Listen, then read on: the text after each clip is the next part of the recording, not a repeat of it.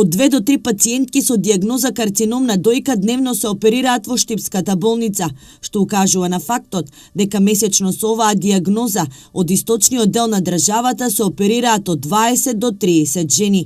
Онколозите алармираат дека овие бројки не се целосни. Вистинските податоци можат да бидат поразителни. На дневна база може да се каже дека од источниот дел има 2 до 3 пациенти кои што се оперираат од карцином на дојка.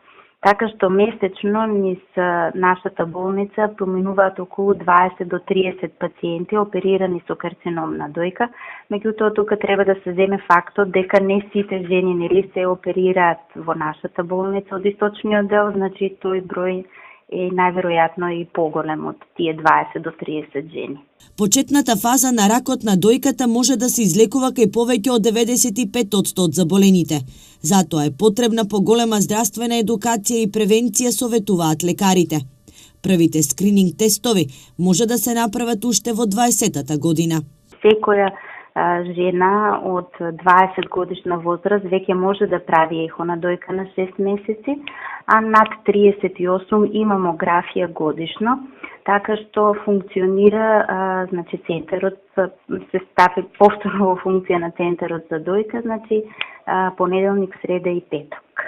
Само минатата година во Македонија се откриени нови 1200 случаи, или во просек кај 4 жени дневно лекарите диагностицираат карцином.